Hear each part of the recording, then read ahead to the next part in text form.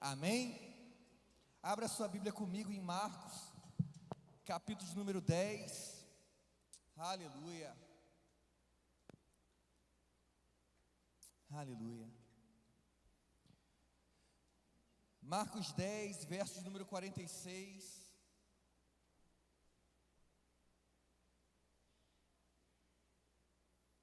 Texto bem conhecido, igual que aquele senhor abriu lá, João 23, todos conhecem, o Senhor é meu pastor, amém?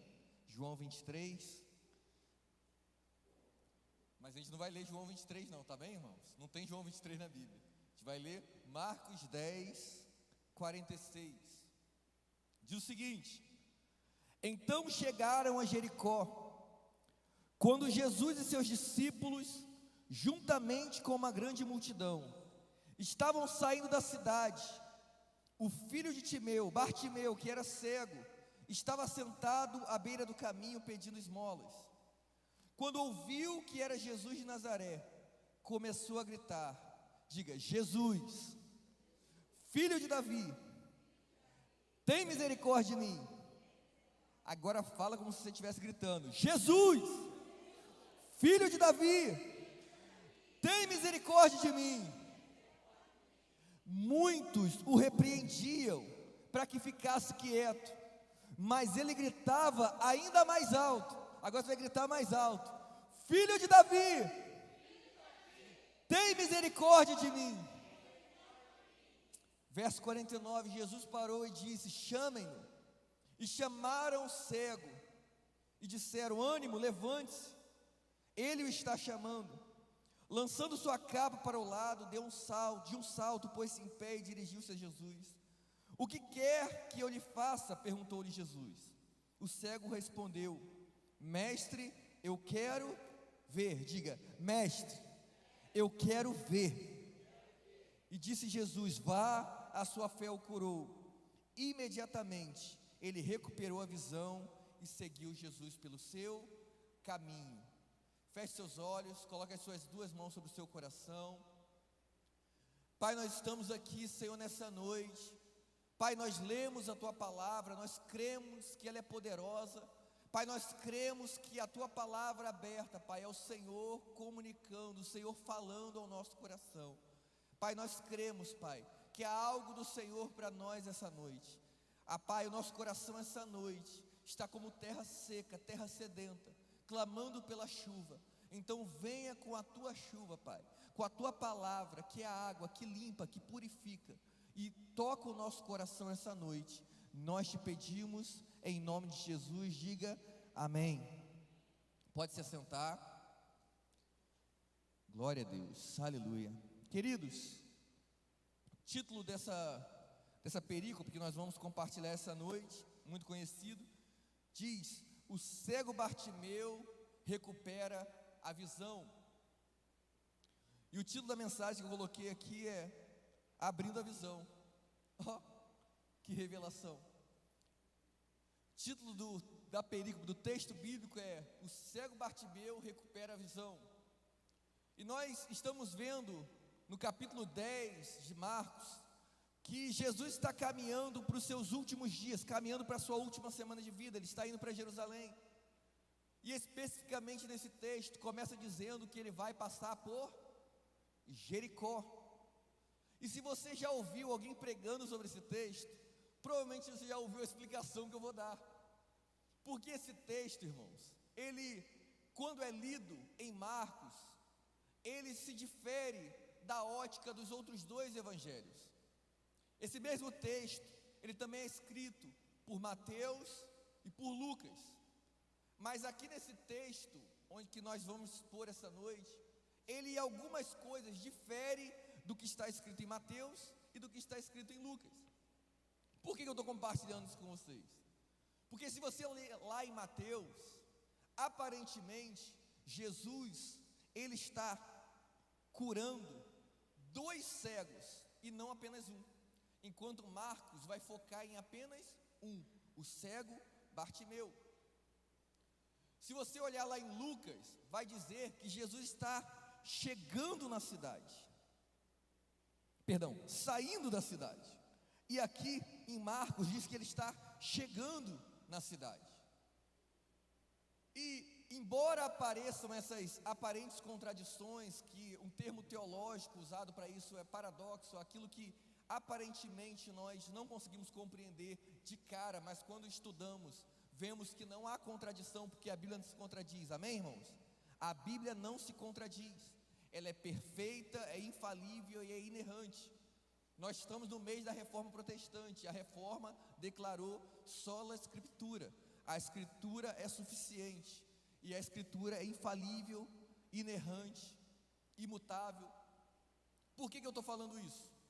Porque, se você estudar, você vai entender que existiam duas Jericóis. Existia a Jericó antiga, a Jericó que, se a gente for lá em Josué 6, vem com Josué lutar em Jericó, e as muralhas ruirão. Você já cantou essa musiquinha? Se você não cantou, procura no Google, depois no YouTube, você vai achar bem legalzinha. Fala de uma história bíblica que aconteceu, quando o povo de Israel está indo em direção à terra prometida, e tem duas cidades, a cidade de Ai, olha o nome da cidade, Ai, que dói, e a cidade de Jericó, que tinha grandes muralhas. Então o povo dá aquelas 7 voltas proféticas, que todo mundo conhece o texto, e as muralhas vêm ao chão. Mas no primeiro século, onde tinha as ruínas dessa muralha de Jericó, a Jericó antiga, existia a Jericó reerguida. Em primeiro lugar, ela foi reerguida por Acabe, mas posteriormente ela vai ser reerguida por Herodes, principalmente nesse século que nós estamos falando, no primeiro século da igreja, né? A era pós-cristã não, na era cristã, pós-cristã não, na era cristã, na era depois de Cristo, na era em que os evangelhos foram escritos, na era em que Jesus andou por essa terra, os 100 primeiros anos depois que Jesus pisou nessa terra. Está claro até aqui? Nesse texto, irmãos, que nós estamos lendo, diz que, não como uma contradição, mas vai dizer que Marcos foca em um dos cegos. Não necessariamente, não tinham dois, mas ele vai focar em um, que é Bartimeu, filho de Timeu. Poderia ter outro cego, não haveria problema nenhum aqui, não estaria mudando, discordando do texto que nós estamos lendo. Poderia dizer também que não é um equívoco, não é um erro falar que ele está chegando na cidade, que ele está saindo da cidade, porque ele poderia estar saindo da cidade velha, chegando na cidade nova. Então há vários estudos que comprovam a veracidade desses textos. E se você olhar, uma coisa que os pais da igreja, os pais apostólicos tinham orgulho dos evangelhos e incluíram eles no cânon bíblico do Novo Testamento, é exatamente o ponto de vista, o olhar de cada um dos evangelhos sinóticos. Sinótico denota ótica, do ponto de vista daquele que escreveu. Então, Mateus vai dizer algumas coisas que Marcos não diz, Marcos vai dizer algumas coisas que Lucas não diz. Isso, como nós dissemos aqui agora, não se torna uma contradição, não se torna um erro. Por quê? Na verdade, se você for num tribunal e você foi juiz, se o juiz te convocar para ir no tribunal, ser testemunha ocular de um fato que ocorreu, por exemplo, você presenciou um roubo seguido de morte, latrocínio, e você é convidado a ser testemunha ocular. Você estava lá, mas do seu ponto de vista, onde você estava, até o estado emocional que você se encontrava, vai fazer com que você interprete os fatos de uma ótica.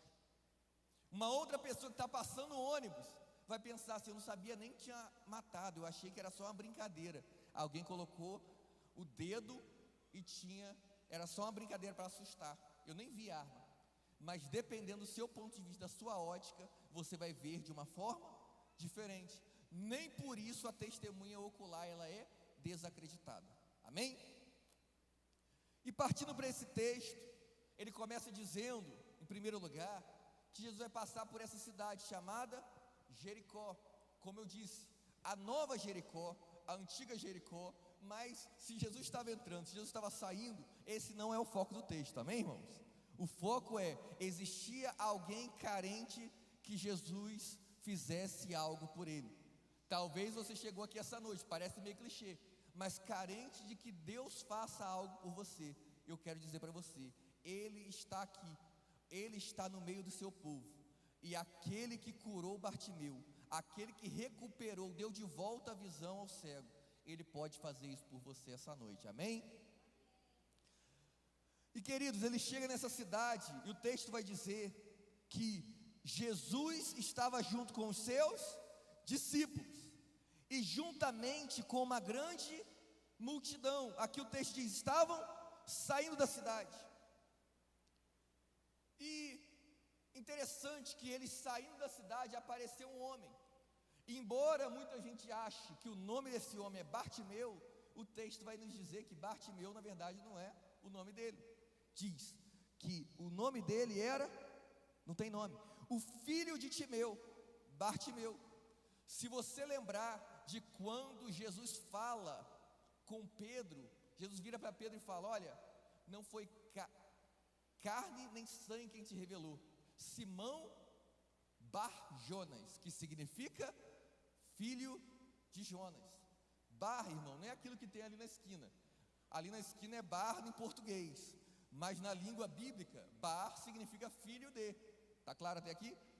Então, Bartimeu, filho de Timeu, Bar-Jonas, filho de Jonas. Então, Bartimeu, na verdade, não é o nome dele, mas ele é conhecido como o filho de Timeu. A primeira coisa que eu preciso compartilhar com você é que, embora alguns te reconheçam pela sua doença, como um cego, vão ter aqueles que reconhecem por quem é o seu pai. Sempre alguns vão te reconhecer pelas suas falhas, pelas suas imperfeições, mas vão ter aqueles que te reconhecem da onde você veio. Eu quero dizer para você, não se preocupe com quem olha para a sua falha, com quem olha para a sua cegueira, para quem olha para o seu pecado, para quem olha para a sua imperfeição. Saiba que você é filho, e você tem um pai, e o seu pai não é Timeu, o seu pai é Deus, amém? E nesse texto, irmãos, diz que esse homem se destaca em meio aos discípulos, se destaca em meio à multidão, porque além de ser cego, ele está sentado à beira do caminho e pedindo esmolas. Ele é cego, ele é um cego que está sentado à beira do caminho, e nesse lugar que ele está pedindo esmolas. Por que isso é importante a gente observar? Porque Bartimeu, como ele é conhecido, filho de Timeu, esse cego de Jericó, ele, por não ter a sua visão, por se sentir incapacitado, por se sentir de alguma forma ferido, incapaz, não em sua plena capacidade física, porque a visão, nós sabemos, é um dos sentidos, e se você não tem um dos sentidos, você se sente incapaz em algum nível, assim como se você perder um braço, se você perder outro sentido. E por causa da sua doença, o texto mais à frente vai dizer que ele usava uma capa. E essa capa, se você estuda, era a condição que ele tinha diante do povo para poder pedir esmola. Era uma legitimação da condição de miséria dele, para que ele pudesse então não trabalhar e ter uma aposentadoria por invalidez do INSS. A aposentadoria por invalidez naquele tempo, pedir esmola naquele tempo, era legitimado pelo uso de uma capa que Bartimeu, o cego de Jericó, usava. E esse cego, ele está fazendo algo, está sentado à beira do caminho, está prostrado, está parado, ele está marginalizado, porque qualquer imperfeição física era vista como uma maldição, uma punição de Deus. Não é à toa que em outro texto, quando um homem ele tem uma doença, se eu não me engano também era cegueira, os jovens, os ouvintes naquele tempo, os discípulos viram para Jesus e falaram: olha, quem pecou para que ele nascesse assim? Foi ele ou seus pais? Porque as pessoas acreditavam que a doença era uma consequência direta, uma punição divina, por um pecado cometido pela pessoa ou por um antepassado. E esse homem, ele está ali, cego, e por causa da sua cegueira, ele era marginalizado, ele era excluído. Ele era visto como alguém maldito, e ele está numa cidade que é vista como uma cidade maldita. E ele está mendigando, ainda falei errado. Está praticando a mendicância. Ficou bonito. E o que isso interfere na minha e na sua vida? Você talvez pergunte. Eu não sou um mendigo. Mas às vezes as pessoas têm alimentado, suprido a nossa falta, mas têm nos mantido na condição em que estamos. Vou te explicar. Muitas vezes a oração que você pede para alguém, mas por você estar sentado, sem fazer nada, prostrado, não vai interferir em nada na sua vida. Às vezes a pessoa levar uma cesta básica para você, em vez de ser bênção, ele vai colaborar para a manutenção da sua doença, a manutenção da sua miséria. Por quê, irmãos? Se tem alguém sentado na rua, você vai no restaurante hoje, alguém pede de comer, e você dá de comer para essa pessoa, você dá o dinheiro para essa pessoa, você não é capaz de mudar a situação dela, você só pode suprir a necessidade imediata. E infelizmente a igreja hoje, nós cristãos, muitas vezes, ao invés de ensinarmos a pescar, nós só estamos dando o peixe. A gente tem mantido pessoas miseráveis na condição de miserável. Nós temos colaborado para que pessoas que estão mortas espiritualmente permaneçam mortas espiritualmente, que elas não se levantem, não tomem uma atitude, não se movam, não se posicionem. Eu gosto muito da história do filho pródigo, irmãos. E a Bíblia vai dizer que o filho pródigo, ele está fora da casa do pai, ele se afastou do convívio familiar. E o texto vai dizer que ele desejou comer da comida que os porcos comiam. Mas o texto diz que ninguém lhe dava nada. Por não lhe darem de comer, ele desejou voltar para a casa do pai. Ele pensou: é melhor ser escravo, ser funcionário na casa do meu pai, do que ser filho bastardo. Mas infelizmente tem muitas pessoas que não retornaram para o caminho do Senhor, porque elas estão passando necessidade lá fora, e a gente tem suprido a necessidade imediata dela, mas não a necessidade da alma dela, a necessidade eterna.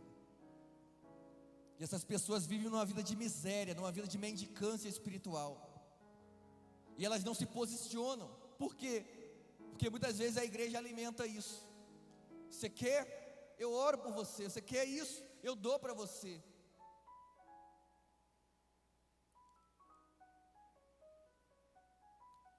Se o filho bastardo, se o filho pródigo, que saiu de casa, ele tivesse sido alimentado, provavelmente ele não tinha voltado para casa. Muitas vezes, com a boa intenção, para colaborar para o bem-estar de uma pessoa, você está afastando ela do processo que ela precisa passar. Ah, mas olha o que ela está sofrendo, olha o que ela está passando.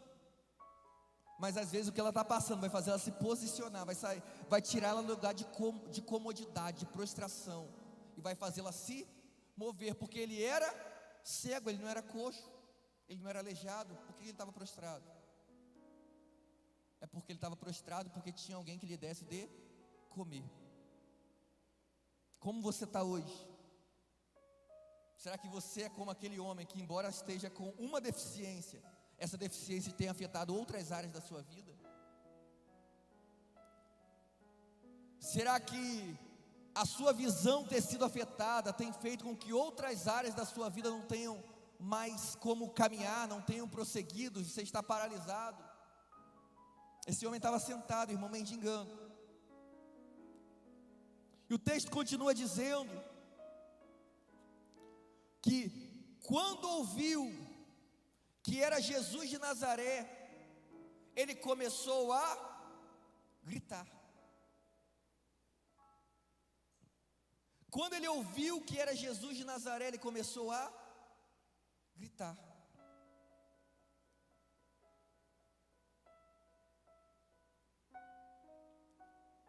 No momento esse homem está prostrado, está numa posição de passividade, está numa posição de apenas estender a mão, apenas querendo receber. Mas de repente ele escuta, ele atentamente ouve que era Jesus de Nazaré que passava por ali. E ele começa a gritar. Porque o cego de Jericó, como o título diz, ele era cego, mas ele não era mudo. Ele era cego, mas não era mudo. Ao invés dele focar naquilo que ele não tinha, ele começou a usar o que ele tinha para que o milagre acontecesse. Quando Jesus está no meio de uma multidão, e os discípulos vêm com um problema para ele, porque discípulo gosta de levar problema para Jesus.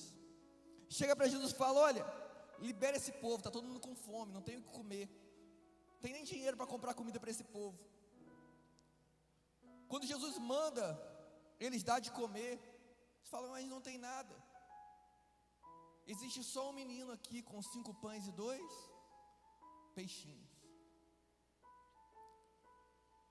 Se aquele menino não tinha se disposto a entregar o que ele tinha, a multiplicação não aconteceria. Tem muita gente, irmãos, hoje, que está sempre focando naquilo que falta, mas não foca naquilo que tem.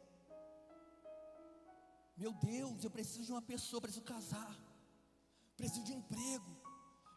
Eu não estou dizendo, irmãos, que não são necessidades que Jesus enxerga, que Jesus vê, que Jesus se compadece. Não é isso que eu estou dizendo.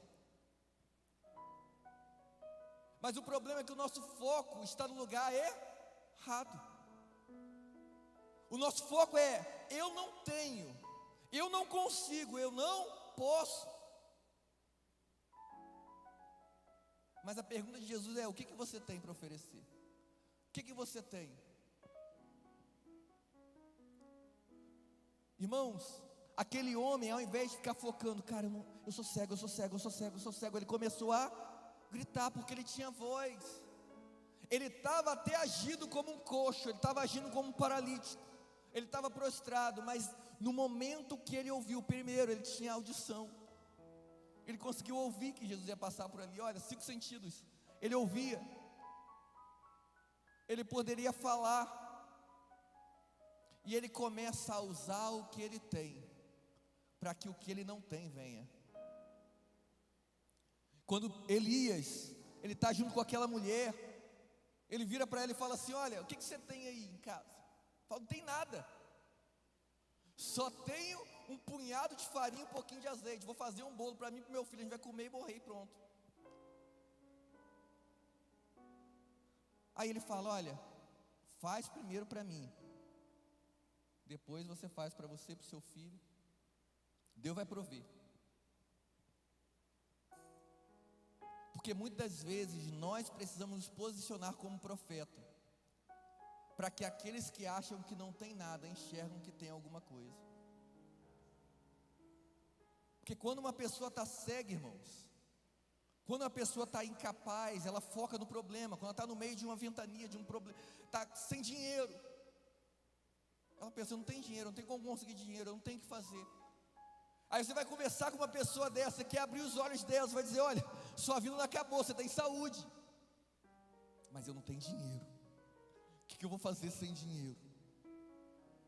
Mas você tem uma família, você tem bem, você tem saúde, não tem dinheiro, não tem dinheiro. E nós precisamos nos levantar como profeta, para mostrar para as pessoas que acham que não tem nada, que sempre tem algo que nós podemos compartilhar, sempre tem algo que nós podemos oferecer. E quando a gente estiver disposto a compartilhar aquilo que nós temos, o Senhor vai operar um milagre naquilo que a gente manifestou. Quando o menino compartilhou os pães, a multiplicação aconteceu. Quando o homem que não tinha visão começou a gritar: Jesus, filho de Davi, tem misericórdia de mim, ele chamou a atenção de Jesus, o médico dos médicos, aquele que poderia resolver o problema dele. Então, querido, o que eu quero te fazer como pergunta essa noite: o que você tem para alcançar aquilo que você deseja? O que Deus já te deu, o que está nas suas mãos hoje, que você pode usar para que você chegue aonde você quer chegar? Eu quero melhorar financeiramente. Aí você vai e conversa com a pessoa: cara, faz um curso, faz uma faculdade, né? Tenta conseguir um ganho extra. Não, estou orando. Aliás, estou pedindo oração. Terça-feira não falta uma terça. Estou lá pedindo, Deus vai fazer. Deus vai fazer, mas você também precisa fazer a sua parte. Porque quando Jesus está lá para ressuscitar Lázaro, ele fala: retirem a pedra. Porque Jesus nunca vai fazer aquilo que eu e você precisamos fazer. A pedra, quem tira são os homens. Quem manda ressuscitar Lázaro é Jesus.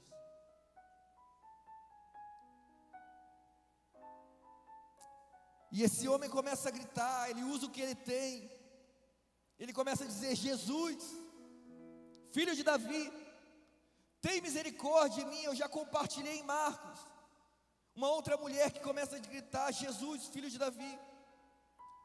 A mulher cirofenícia, a mulher cananeia, ela está com a sua filha endemoniada e ela começa a gritar.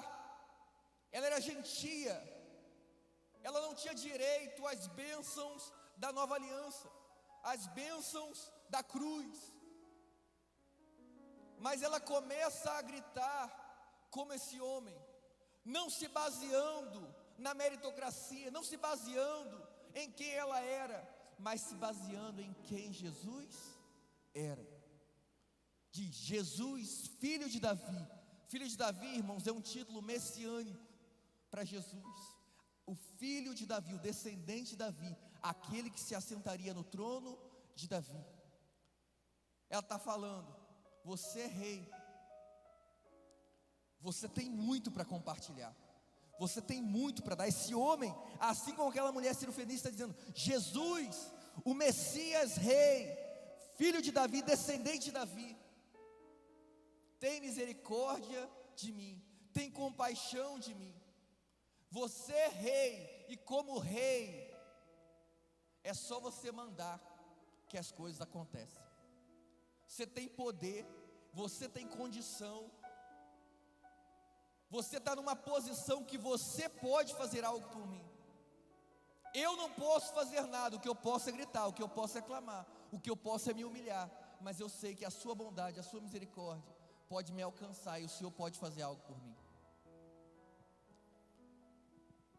E muitas vezes, irmãos, a gente precisa passar por algum tipo de enfermidade, por algum tipo de falta, de algum tipo de dor, algum tipo de perda, algum tipo de frustração, algum tipo de decepção, para que a gente consiga enxergar Jesus como filho de Davi, para a gente consiga virar para Jesus e pedir: tenha misericórdia de mim.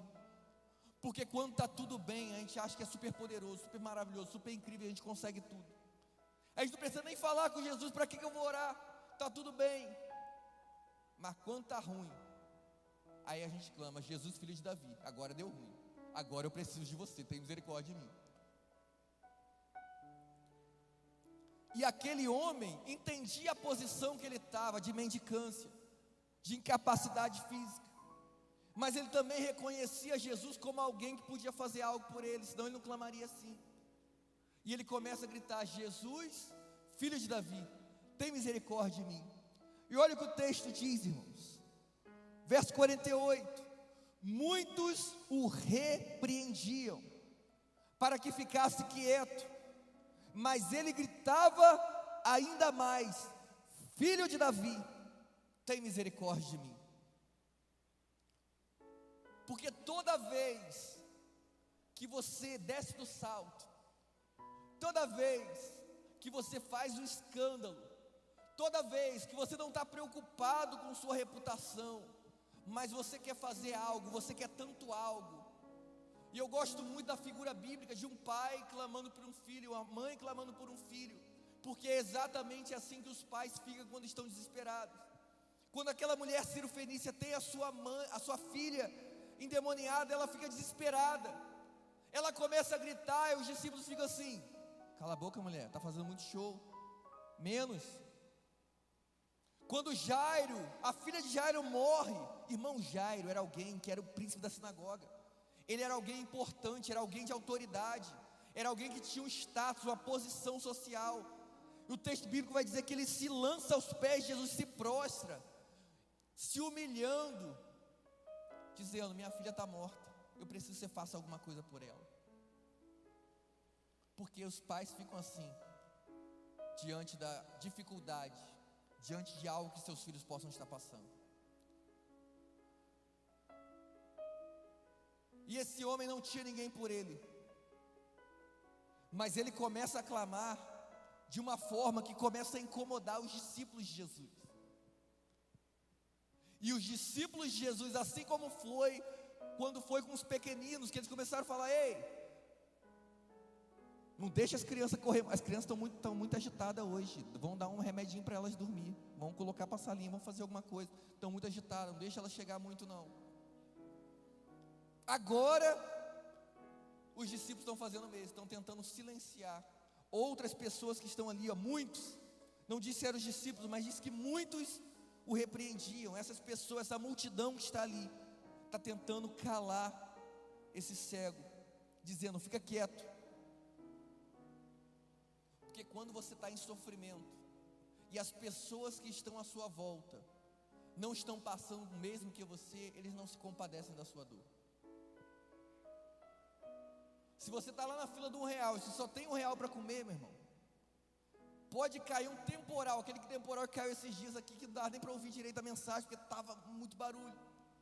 Pode estar um sol de 40 graus, pode vir um cachorro e ficar rodando você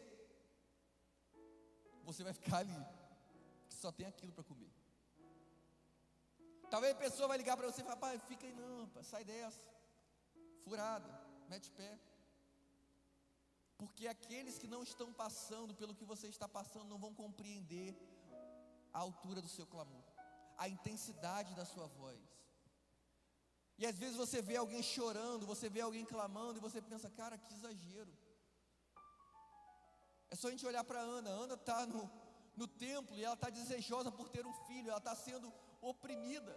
Penina vai ver você casar, e ela está oprimida por Penina, e ela começa a chorar, angustiada, porque ela não consegue gerar filhos,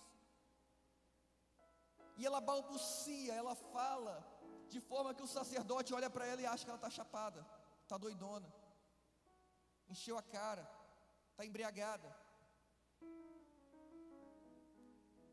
E muitas pessoas vão nos julgar mal, vão te julgar mal, quando você estiver num nível de angústia, que a sua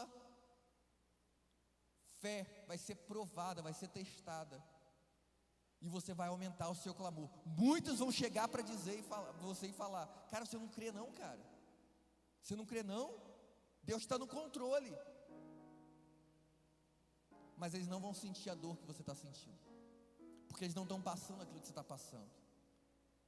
E muita gente vai achar que você está exagerando, você está fazendo demais. Mas você tem que fazer como o cego de Jericó.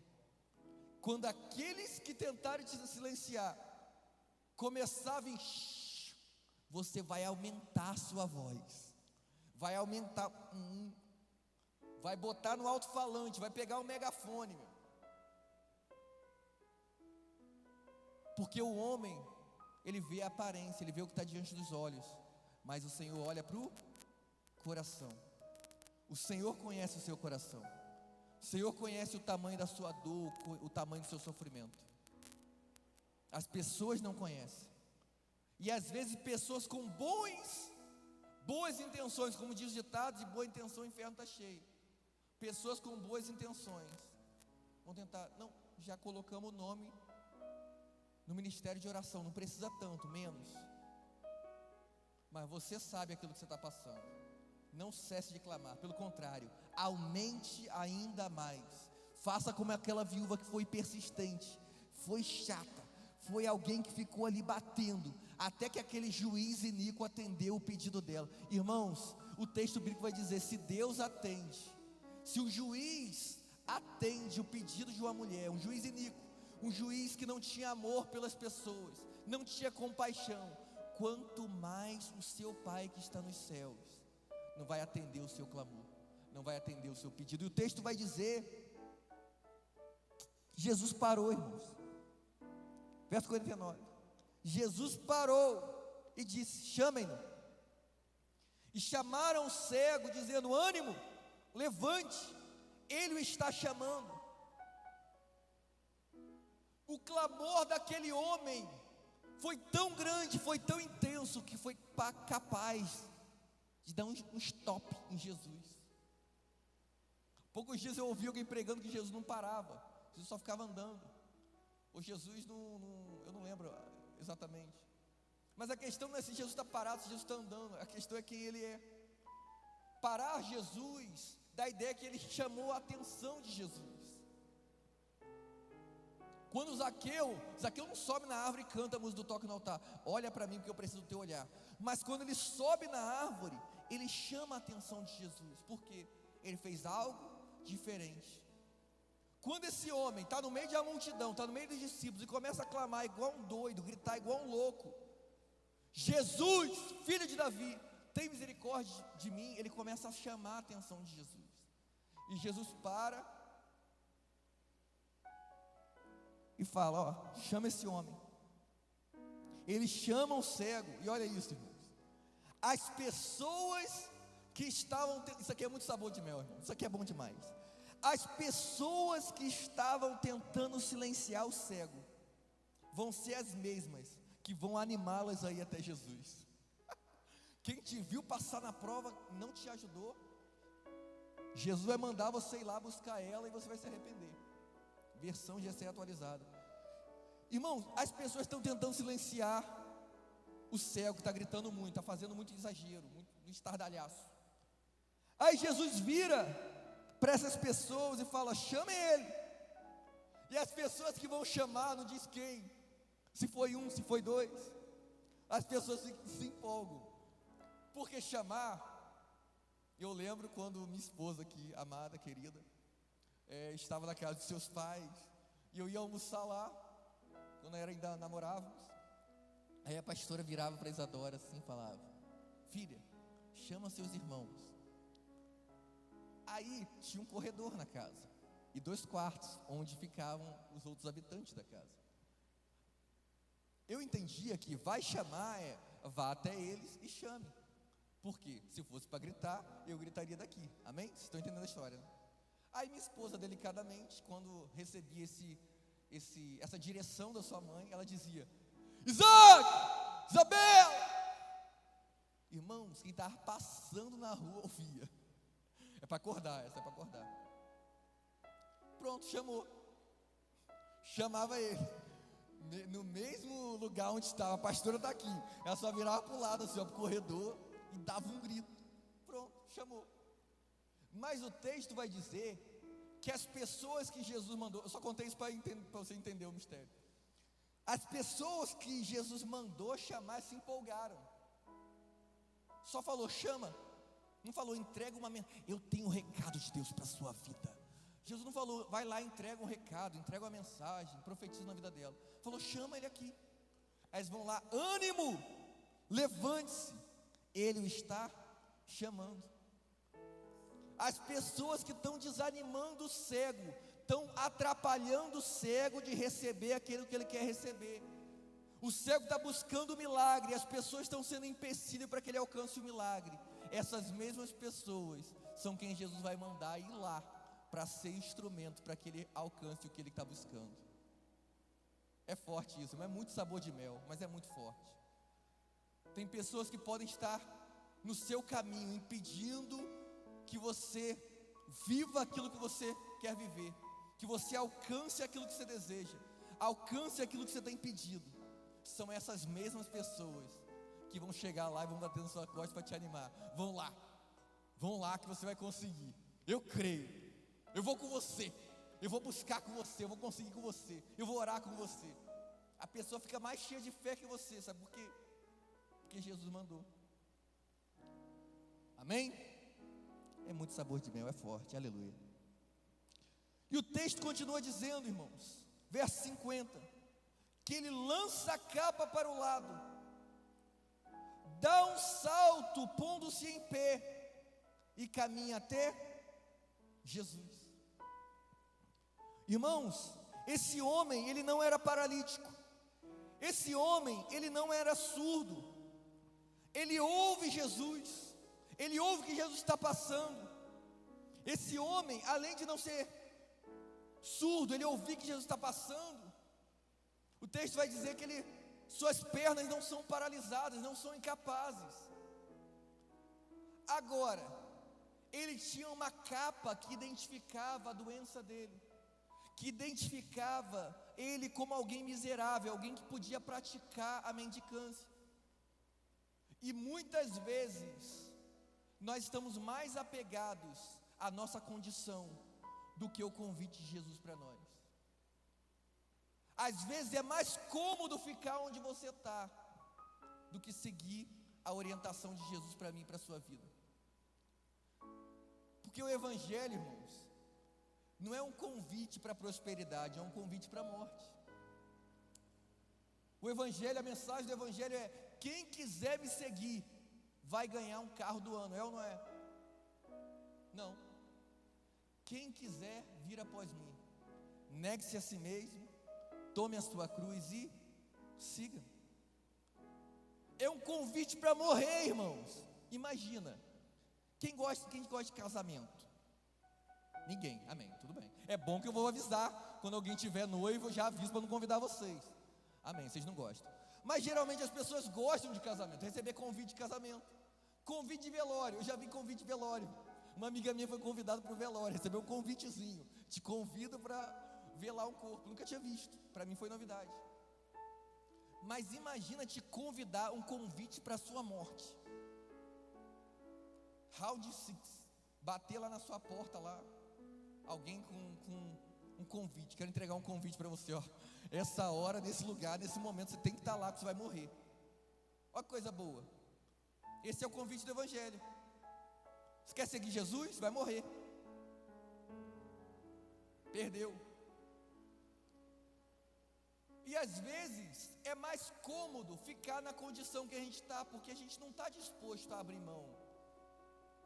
É só a gente lembrar do texto que a gente viu sobre o jovem rico, quando Jesus fala: olha, você precisa abrir mão daquilo que você possui, por minha causa e por causa do Evangelho, senão você não vai herdar o reino dos céus. O jovem se entristece e vai embora, porque ele não está disposto a abrir mão, ele não está disposto a renunciar, ele não está disposto a ser um discípulo de Jesus. Então ele permanece na sua condição, mas esse homem não, ele está na posição de mendicância. Tem pessoas alimentando o estado de doença, o estado de miséria dele. Tem pessoas colaborando para que ele seja imediatamente suprido, mas seja eternamente dependente. E agora Jesus faz um convite: levanta, vem, chama ele lá. Ele larga a capa, ele joga a capa. Por quê? Ele poderia pegar a capa e dar para alguém, mas se ele desse, ele estava compartilhando da miséria que ele vivia com outra pessoa. Está dizendo: olha, eu não vou ser mais mendigo, eu não vou viver mais essa realidade, mas eu vou entregar essa realidade para você. Não diz que ele deixa. Ele dá um salto, põe de pé e se dirige a Jesus. Irmão, isso aqui é forte demais. Porque o cego de Jericó, a gente já falou, ele era cego. Olha que revelação. Não era surdo, não era mudo, não era coxo. Esse homem ouve Jesus, esse homem usa suas pernas para ir em direção a Jesus, para que a sua visão seja restaurada. Irmãos, o cego de Jericó, ele vai além, ele não apenas foca naquilo que ele tem para alcançar aquilo que ele deseja, mas ele começa a usar o que está funcionando para que o que não funciona passe a funcionar. Esse homem não tinha visão, e a gente sabe que visão no mundo espiritual tem um significado bem forte. Quando você não tem visão, fala de alguém que ainda às vezes não entregou a vida a Cristo, está em trevas espiritual, está perdido numa vida de pecado, está cego espiritualmente, não consegue enxergar Jesus, enxergar a cruz, enxergar a graça, o amor de Deus. E esse homem está nesse mundo de trevas, mas ele tem sensibilidade auditiva, ele consegue ouvir Jesus, ele consegue caminhar, e ele usa aquilo que ele tem, que funciona, para que aquilo que não funciona passe a funcionar. Isso é forte demais, irmãos, porque o que Deus colocou nas suas mãos, que você tem focado naquilo que não funciona. Você vai conversar com as pessoas, elas pensam assim: meu casamento, não sei porque eu casei, maior idiotice, burrice que eu fiz na minha vida. Meu Deus, me leva, melhor me levar que ficar nessa terra com essa pessoa. Esse pecado eu não cometo de novo, esse erro eu não cometo 2 vezes. Se Deus me levar eu não caso mais, é verdade. Mas às vezes, irmãos, tem algo na sua vida que não está funcionando, não está dando certo, mas outras áreas estão funcionando. Seu casamento não está bem, mas você tem fé, vai orar, vai clamar, vai pedir ajuda a Jesus, vai pedir ajuda aos irmãos da igreja, compartilha com seus líderes, com o ministério de intercessão, com seus pastores. Eu estou desempregado, meu Deus do céu, não tem dinheiro, que prova. Irmão, se você não tem um emprego, pelo menos você tem tempo livre, me procura, fala: como que eu posso ajudar na igreja? Quero doar um dia meu para colaborar na obra de Deus. Mas eu estou doente. A gente sempre foca naquilo que não está funcionando. Qual área da sua vida não está funcionando? Em vez de você focar nela, foca nas que funcionam, porque Deus vai voltar a funcionar aquilo que não está funcionando, amém? Quando você começa a agir por fé, e eu gosto muito disso, irmãos, porque fé é exatamente você entender o que você está passando, mas fechar os olhos naturais e abrir os espirituais. Fé não é negligenciar o que está acontecendo. Fé é não se render ao que está acontecendo. Sadraque, Mesaque e Abednego estão dentro da fornalha, eles não estão lá: cara, vim fazer um bronzeamento artificial, aqui é muito bom. Não tem sol esses dias, está tendo tempo chuvoso, vão fazer um bronzeamento. Não, eles estão na fornalha, eles sabem que estão na fornalha. Mas em vez de focar no problema, em vez de focar naquilo que não está dando certo, eles começam a adorar. E o 4º homem da fornalha se faz presente. Pare de focar no que não está funcionando. Pare de focar nas áreas da sua vida que estão paralisadas. E comece a agir, comece a se posicionar, comece a se colocar de pé, comece a caminhar em direção ao seu milagre. Amém? O texto continua dizendo, verso 51. Jesus vira para ele, irmãos, e diz: o que você quer que eu lhe faça? Perguntou Jesus. E o cego respondeu: mestre, eu quero ver. Gente, isso é muito legal, eu amo a Bíblia, porque Jesus está diante do cego. Aí ele pergunta para o cego o que ele quer. Você vai tirar sua carteira de habilitação. Aí imagina, você entra no carro, Aí o instrutor lá, a pessoa que vai aplicar a prova, vai falar assim para você: o que você quer? Quero ser reprovado. Você vai fazer a prova do Enem. Aí você se inscreve, faz a inscrição, aquele processo todo. Aí chega alguém para você e fala: o que você quer? Eu quero fazer só ensino médio mesmo, eu quero fazer faculdade não. Estou satisfeito com o que eu estou. Eu me inscrevi aqui só por escrever mesmo. Jesus, irmãos, Ele pergunta sempre quando Ele está diante de alguém, o que essa pessoa quer. E eu amo a Bíblia, porque Tiago vai dizer: não recebeis porque pedis mal, para gastar com seus próprios deleites. Ele poderia fazer um pedido, por quê, irmãos? Por que Jesus está fazendo isso? Ele está ensinando um princípio, que é a oração. Você não pode apenas ir até Jesus, você precisa comunicar a Jesus aquilo que você deseja. Para que eu vou orar se Jesus já sabe? Porque a Bíblia diz: você deve orar e sem cessar. Porque tem gente que fala: eu não vou orar porque se Jesus sabe, antes que a palavra venha à minha língua, Ele já sabe o que eu vou falar, então para que eu vou orar? Deus sabe o que eu estou passando, para que eu vou orar? Porque a Bíblia diz que você tem que orar. E Jesus nos ensina. Jesus chega para você e pergunta: o que você quer que eu faça? E às vezes a gente pede coisas materiais, a gente pede tanta coisa, e a gente não recebe porque a gente pede mal, a gente não pede de acordo com a vontade de Deus. Mas Jesus passou por Jericó porque Ele estava disposto a curar aquele homem. E Ele chega para aquele homem, pergunta: o que você quer que eu faça? E a Bíblia vai dizer que a resposta é errada. Ela não vai ser a resposta, quando ela é egoísta, ela não vai ser respondida. Mas esse homem fala: eu quero ver. E olha o que o texto diz: vá, disse Jesus, a sua fé o curou.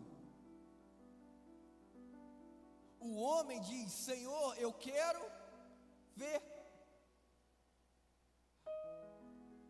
Interessante que, quando esse homem que está em trevas, que está em escuridão, que não tem a sua visão, quando ele abre a sua visão, quem ele enxerga primeiro? O que ele enxerga?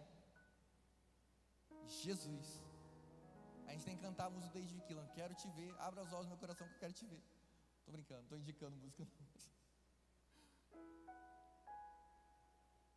O desejo daquele jovem estava de acordo com a vontade de Jesus para atender. Jesus estava ali exatamente para suprir a necessidade daquele homem. E como ele pediu de acordo com a vontade de Jesus, a palavra de Deus diz: tudo que pedis em meu nome, o Pai vai conceder a vocês. Porque tem gente que ainda entende esse texto bíblico errado. Por que tanta oração minha não foi respondida? Porque embora você pediu em nome de Jesus, você não pediu de acordo com a vontade de Jesus. Sabia que tem oração que não é respondida porque a gente não pede de acordo com a vontade, não apenas em nome? Tem que pedir em nome, mas de acordo com a vontade. Irmão, Jesus teve resposta, oração que não foi respondida. Jesus vira para o Pai e fala: Senhor, não quero morrer na cruz. Pai, afasta de mim esse cálice. Mas naquele mesmo instante ele reconhece que aquela era a vontade dele, a vontade humana, de não passar por aquele sofrimento. Ele fala: mas não seja feita conforme a minha vontade, mas a tua. Aí foi concedido. Porque todas as vezes que a gente ora a vontade de Deus, ela é concedida na nossa vida. Então a oração não é para que Deus faça a minha, a sua vontade, é para a gente se alinhar à vontade dele. Oração é o caminho inverso. A gente acha que ora para que Deus, como uma fada madrinha, como um Aladim, conceda os nossos desejos. Mas é para que a gente entenda o que o coração de Deus deseja. Isso é oração. Vá, disse Jesus, a sua fé o curou. E o texto vai dizer: imediatamente, diga, imediatamente, ele recuperou a visão e seguiu Jesus pelo seu caminho. Eu ouvi uma frase, eu não sei de quem, não quero roubar o autor, então não sei de quem que é, mas a pessoa disse assim: às vezes Deus demora muito para fazer coisas imediatamente. Às vezes a gente pensa assim, cara, Deus está demorando, mas quando Ele faz, irmãos, acontece na hora, imediatamente. A visão daquele homem foi restaurada. Ele era conhecido como cego de Jericó, não era conhecido por seu nome, não tinha nome. Lembra até a mulher do fluxo de sangue, era conhecido pela doença, mas iam ter que chamar ele com outro nome. Podia até chamar de filho de Timeu, Bartimeu, mas cego ele não era mais. Porque quando ele teve o encontro com Jesus, quando ele fez a oração de acordo com a vontade de Jesus, Jesus mudou. Jesus não supriu apenas a necessidade imediata dele, mas Jesus supriu a necessidade eterna dele. Jesus não deu apenas visão natural, mas Jesus deu a visão espiritual. Jesus não deu apenas vida no corpo terreno, não recuperou apenas a ferida do corpo, mas a ferida da alma, que é o pecado. Ele restaurou e disse: a sua fé te curou. Porque Jesus sempre, irmãos, faz mais do que a gente pede. Porque a nossa mente é muito limitada, a gente pede: Senhor, cura. Ele cura e salva. Senhor, abre porta de emprego, Ele abre a porta e ainda prospera. Senhor, faz isso, mas Ele sempre é capaz de nos surpreender. Amém? Você entendeu a mensagem dessa noite?